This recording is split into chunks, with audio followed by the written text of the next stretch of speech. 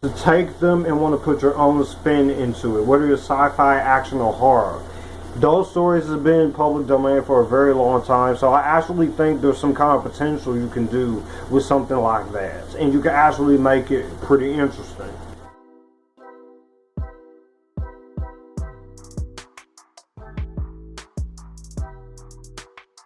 What's up, everyone? Welcome back to the channel. It is Epictastic Joshua here for all the returning members. If you're the 80.4 who are new here, then welcome. I talk movies, TV, music, anime, and I'm giving you guys my thoughts on Snow White and the Seven Samurai.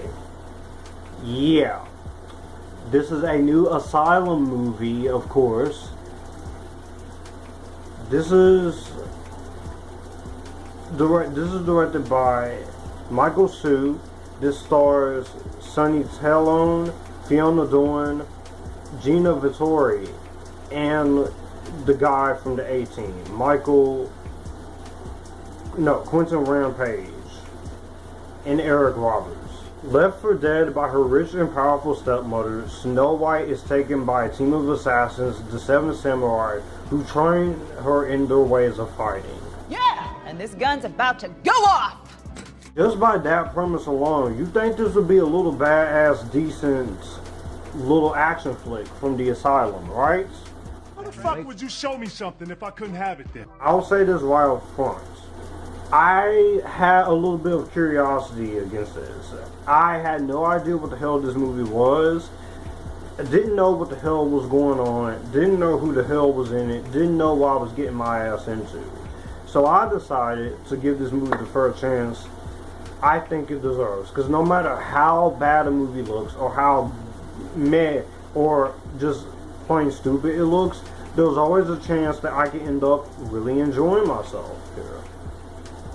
And despite the fact that I knew this is going to be an Asylum movie, and I knew this would probably be bad, I don't hate a lot of Asylum movies. There's some B movies from Asylum that I can enjoy. And I'll say this about it. This is a bad movie. Don't get me wrong. But I will admit I at least got some laughs out of it. And honestly, it makes it entertaining for one of my worst movies of 2024. But let's just look at this from a guilty pleasure standpoint. If you have a couple of drinks, or when you have some actual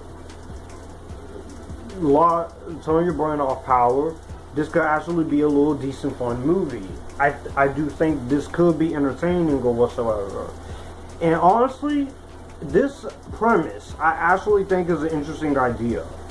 In terms of the pros, I compliment it for being something different and for being something original based on Brothers Grimm stories and fairy tales. To take them and want to put your own spin into it, whether it's sci-fi, action, or horror.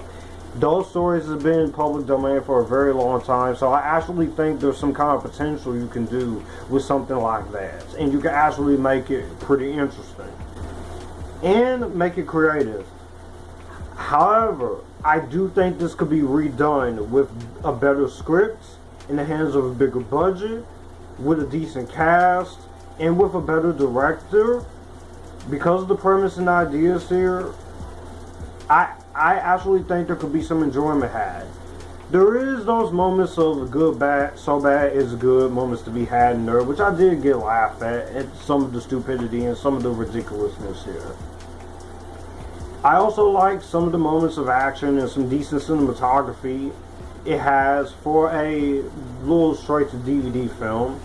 And I like some of this cast. Quentin Rampage is pretty decent in the role of the lead guy.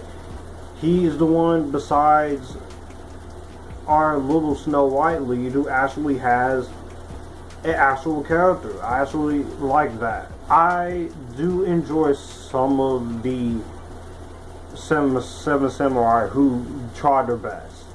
Now, some of these actors, aside from Quentin and Eric Roberts, I don't know. Like Gina Vittori, I like her in the lead. I thought she was a good villain. She's a good badass. Gina Alexandra, I think she's good. Jamal Alex Vito, Sonny Tello, Narisa Sakuzzi, and Flora Rubenhold, Liana Ramirez, Soph Punchley, Samantha Long. I think some of this cast do the best that they can for what is given. Some of them I actually thought are decent.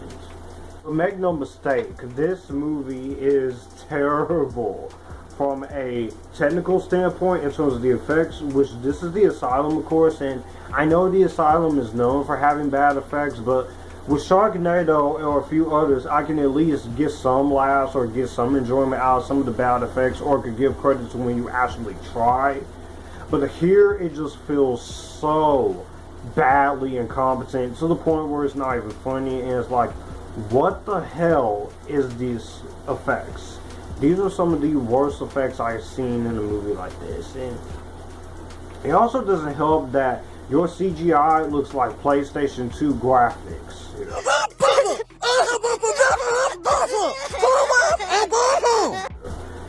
And I understand effects work is hard, and I know filmmaking is hard, but that's not an excuse to turn into something this cheap and so lazy.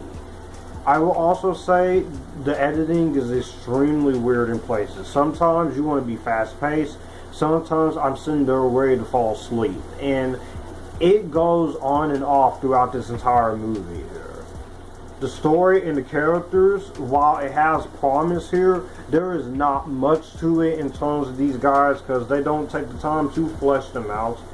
And it's also stuck with a huge villain problem here in Eric Roberts and this other villain, which it is extremely ridiculous, very over the top, very cartoon character-esque cliche, and it doesn't make for an enjoyable experience whatsoever. It just makes it for a very piss poor, lazy, and kind of useless way to handle your villains. So that alone should tell you how frustrating this shit gets as it goes along, because it does get pretty damn frustrating when you think about it. And there is some action here, but there is not much of it, because half of the time it kind of feels like you're cheating us a bit.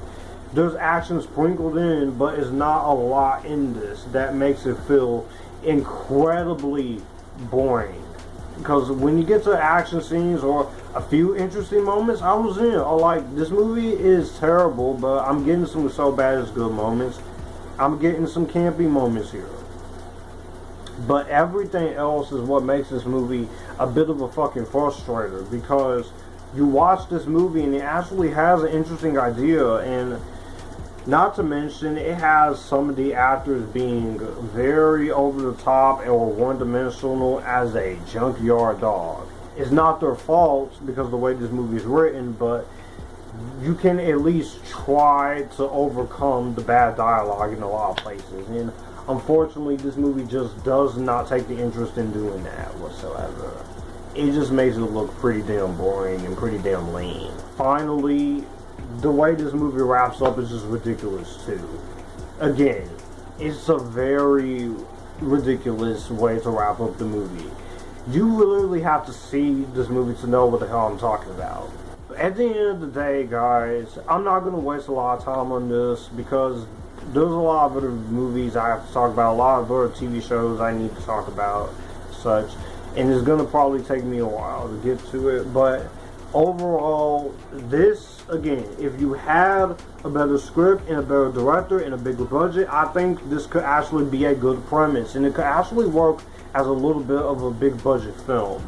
But because I didn't care about anything, and because there was enough so bad it's good moments here, there's enough here to make me recommend this as a guilty pleasure, and you could just have drinks and laugh at it and just make fun of all the stupid shit.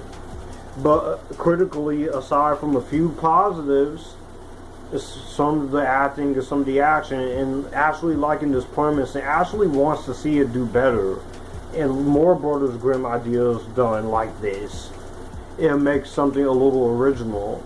It's just a movie that is plastered with so many cliches held with it, especially the effects.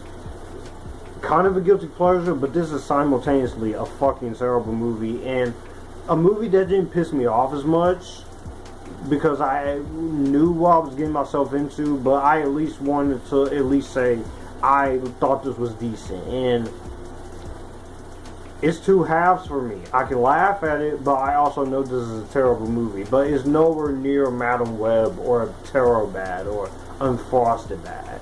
It's just a very bad, hilariously awful movie. Well, that's gonna do it for the video that you just watched. If you want to see more, my channel icon is up here. If you want to see more content from me, all my social medias are right here in this end card. I will also leave a playlist and a video here for you to see what the channel is about. As always, acknowledge me, stay epictastic, join the Epictasticness, and you guys keep it cool.